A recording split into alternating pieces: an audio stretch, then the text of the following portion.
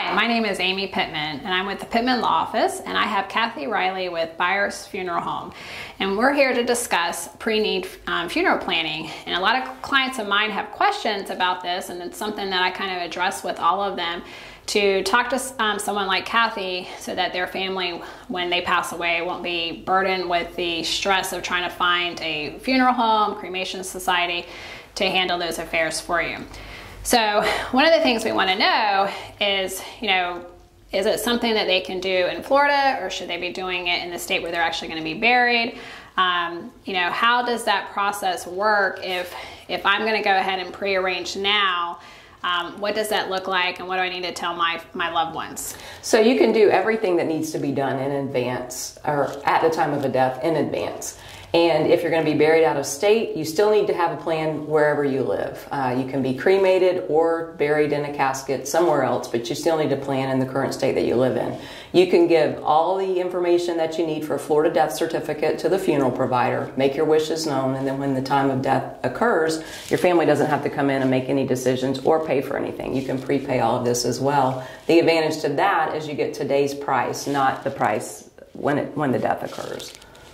So what they would plan for is the cremation, the burial.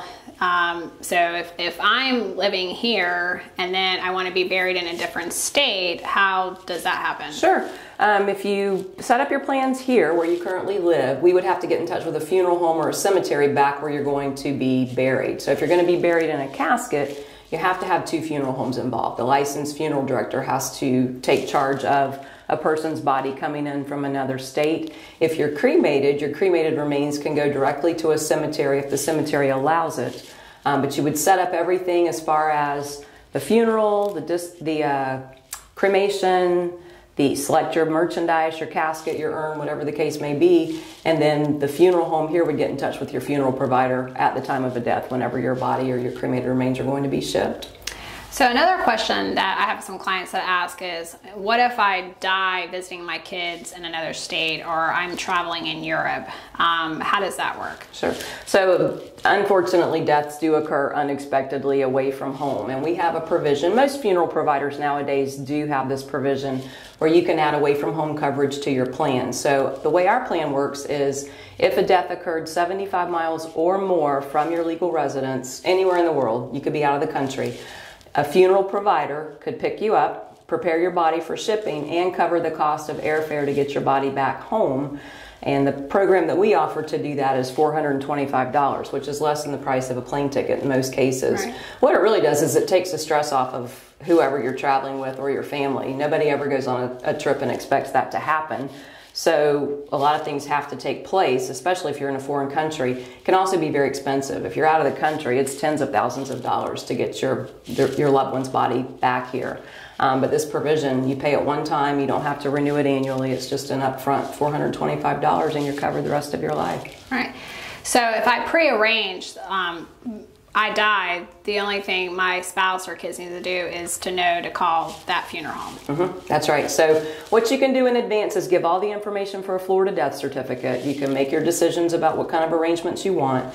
Decide how many certified copies of death certificates you need. Decide if you want to have a service at a funeral home, at a church, whatever the case may be. Prepay. And then the price is guaranteed, and when a death occurs, nobody has to come in, do anything. They call the funeral home, we take charge. So one of the things that happens a lot with the estate planning is my spouse dies and then I decide to move back home.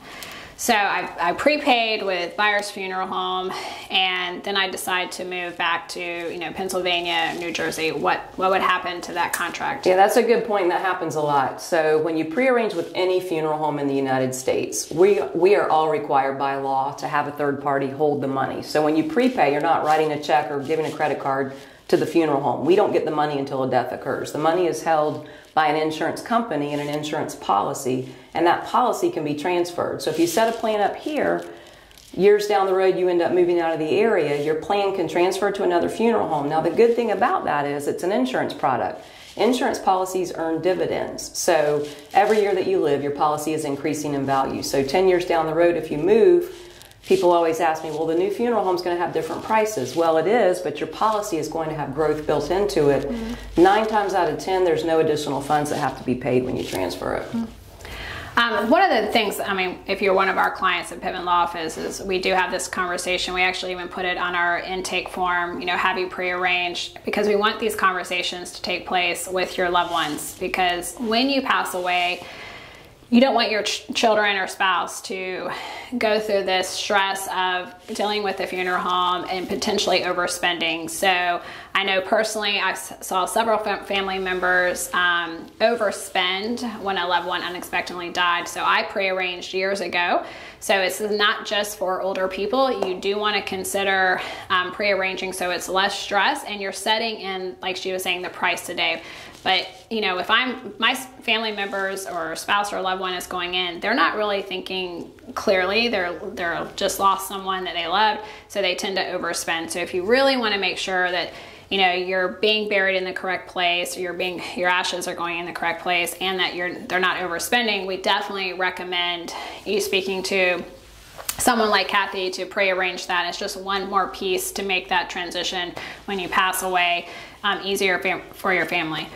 Kathy, is there anything else that you feel like you need to add? That was really a good point that you just made. So many people do prearrange and prepay to save money, but the biggest thing you're doing is you're taking that emotional burden off of families.